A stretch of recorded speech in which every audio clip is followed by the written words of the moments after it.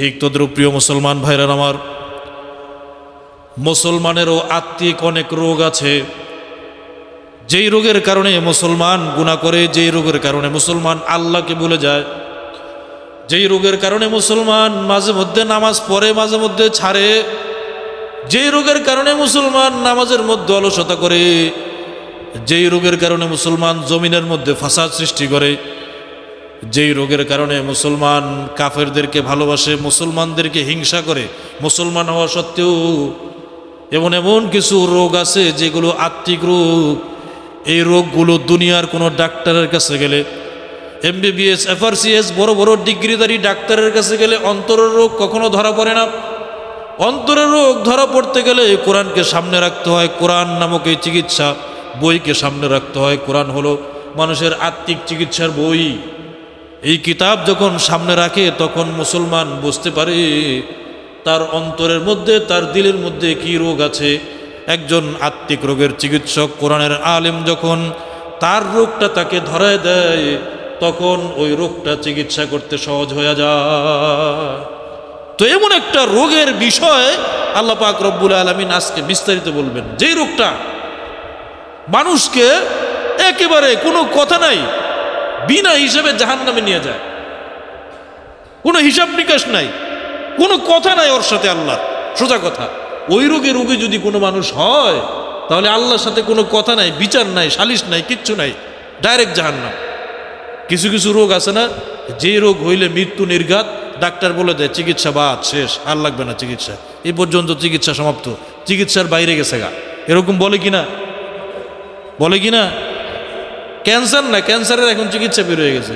এর চেয়ে মারাত্মক মারাত্মক শারীরিক ব্যাধি আছে, যেই রোগের কারণে ডাক্তার বলে যে এর আর কোনো চিকিৎসা নাই, বাড়িতে নিয়ে যান গা, যা মনে চায় তা খাওয়ান, যা চায় তা খাওয়াই দেন, এরকম বলে কিনা?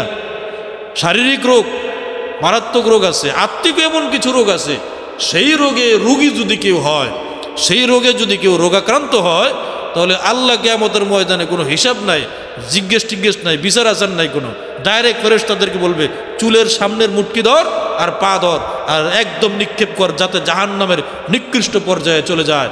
সেই রোগটার নাম হলো মুনাফিকি। জোরে বলেন নাউযুবিল্লাহ। প্রিয় মুসলমান ভাইরা আমার, এর চেয়ে বড় রোগ আর কিছু হতে পারে না। মানুষের অন্তরে অনেক রকমের রোগ আছে। রাগ করা এটাও একটা রোগ, হিংসা করা এটাও একটা রোগ, মিথ্যা কথা বলা এটাও একটা রোগ, জুলুম করা, ছলচাতুরি করা, চুরি ডাকাতি করা, লুণ্ঠন করা এটাও একটা রোগ, নামাজ পড়া আবার মাঝে মধ্যে ছাড়া, বেনামাজি হওয়া এটাও একটা রোগ। বহুত অন্তরের রোগ আছে, কিন্তু ওই রোগগুলি চিকিৎসা করলে মাফ হয়ে যায়। এমন একটা রোগ আছে, ওই রোগটা যতক্ষণ পর্যন্ত মানুষের অন্তর থেকে না উঠবে, ওই রোগটা মানুষের অন্তরে রাখতে রাখতে রাখতে রাখতে ওই রোগে রোগী হয়ে যদি দুনিয়া থেকে ইন্তেকাল করে, ওই রোগের কারণে, ওই পাপের কারণে আল্লাহ পাক রব্বুল আলামিন ওই রোগীকে চিরকালের জন্য জাহান্নামে নিক্ষেপ করবে, আর কোনোদিন জান্নাতে সে যেতে পারবে না। জোরে বলেন নাউযুবিল্লাহ। মুনাফিকি এটা কাফেরের চেয়েও নিকৃষ্ট।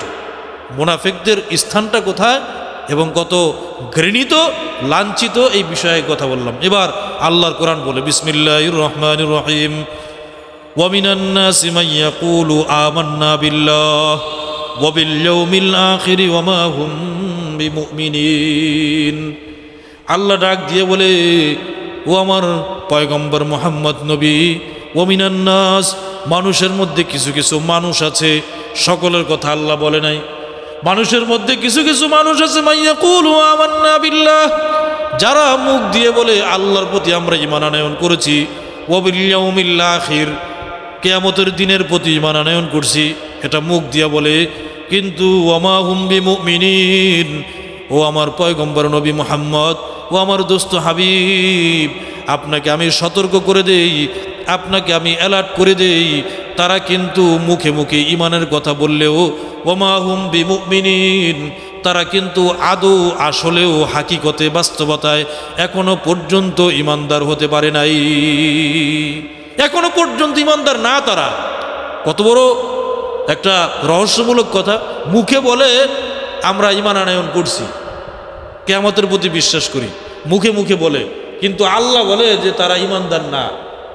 আপনি আমি একটা মানুষ যদি বলে ভাই আমি আল্লাহরে বিশ্বাস করি, কিয়ামতে বিশ্বাস করি, তখন আপনি আমি স্বীকৃতি দিব এই বেটায় মুসলমান, এ লোকটা মুমিন, এই ব্যক্তিটা মুসলমান, আল্লাহর বিশ্বাস করে, পরহেজগার মানুষ, মোত্তাকি মানুষ, আল্লাহ ভীরু মানুষ, এরকম আপনি আমি স্বীকৃতি দিব, কারণ আমরা তো অন্তরের খবর জানি না, ঠিক না ঠিক?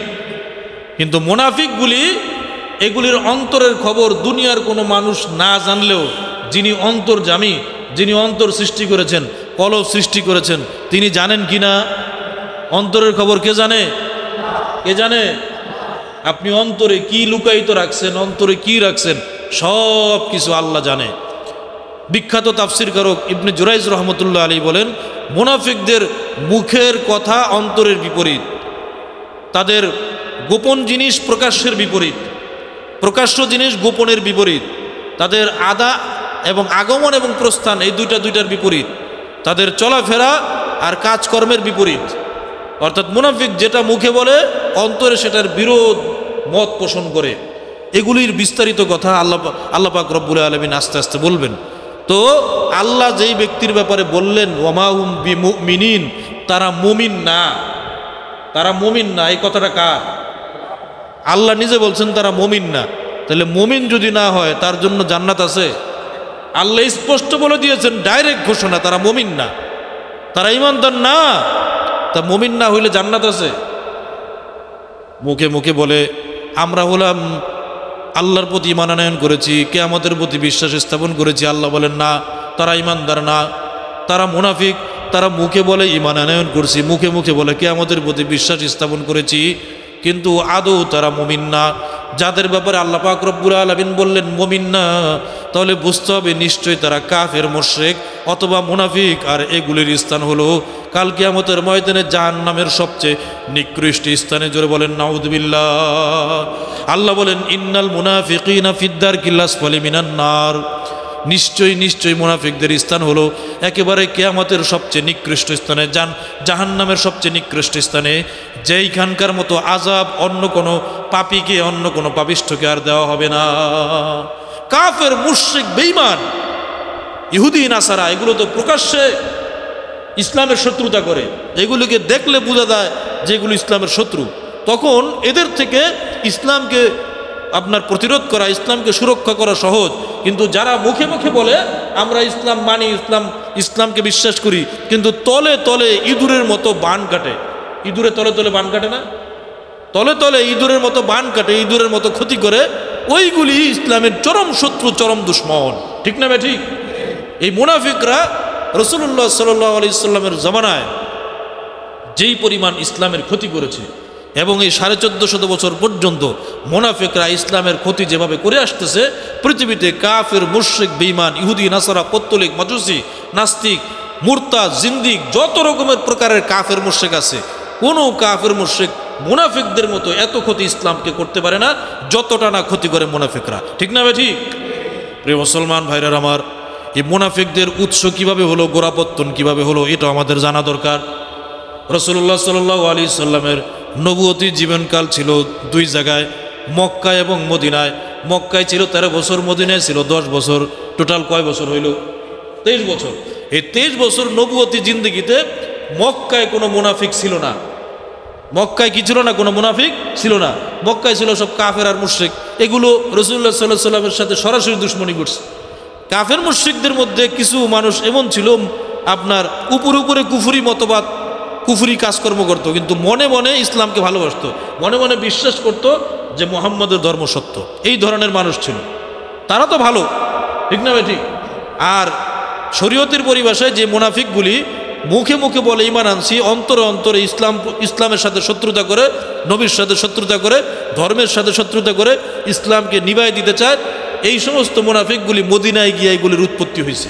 রাসূলুল্লাহ সাল্লাল্লাহু আলাইহি সাল্লাম যখন মদিনায় আপনার হিজরত করে মদিনায় গেলেন, সংক্ষিপ্ত মুনাফিকদের ঘটনাটা বলতেছি। মদিনায় হিজরত করে যাওয়ার পরে ওইখানে দুইটা গোত্র ছিল, আউস গোত্র এবং খাজরাজ গোত্র। এই দুই গোত্র আল্লাহ রসুল সাল্লাল্লাহু আলাইহি সাল্লামকে সহযোগিতা করলেন ইসলামের প্রচার প্রসারের কাজে, ধর্মের প্রচার প্রসারের কাজে। যারা আনসার সাহাবী হিসাবে আল্লাহ রসুলের কাছে স্বীকৃতি পাইলেন। আনসার মানে সাহায্যকারীগণ, যারা সাহায্য করেছে।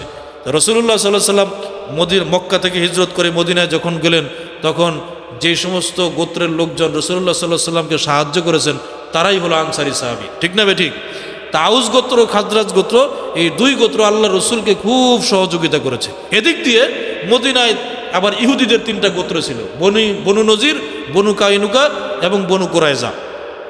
এই তিন গোত্র কিছু কিছু ওই গোত্রের কিছু কিছু ইহুদিরা রাসূলুল্লাহ সাল্লাল্লাহু আলাইহি সাল্লামকে বিশ্বাস করলো যে না শেষ নবী আসবে, তাওরাতে লেখা আছে। ইহুদিদের একটা স্বভাব হলো তারা খুব ঘাড়া জাতি, তেরা জাতি, তারা সত্য বোঝার পরেও মানে না, এটা তাদের একটা বড় অভ্যাস, বড় বদখাসলো। সত্য বোঝে তারপরও মানবে না, মাথা উঁচু করে থাকবে, আবু লাহাবের মতো, আবু জেহেলের মতো। আবু জেহেল যেদিন নিহত হয়েছে সেদিনও বলে অহংকারের কারণে, এই আমার মাথাটা একটু নিচ দিয়ে গাইটো যাতে আমার গলাটা একটু উঁচা দেখা যায়। মরার সময়ও অহংকারী ছাড়ে না। যখন ছোট ছোট মুআজ এবং মুআওয়াজ রাদিয়াল্লাহু তাআলা আনহু এই ছোট্ট দুটো বালক যখন আবু জেহেলের মাথাটাকে শিরচ্ছেদ করলো, তখন ওর জান যাওয়ার আগেও বলে, হায় আফসোস পোড়া কপাল, আমাকে যদি এই ছোট্ট শিশু দুটো না মাইরা একজন মুসলমানের বড় বীর মারতো তারপরও নিজের মনের বুঝাইতে পারতাম।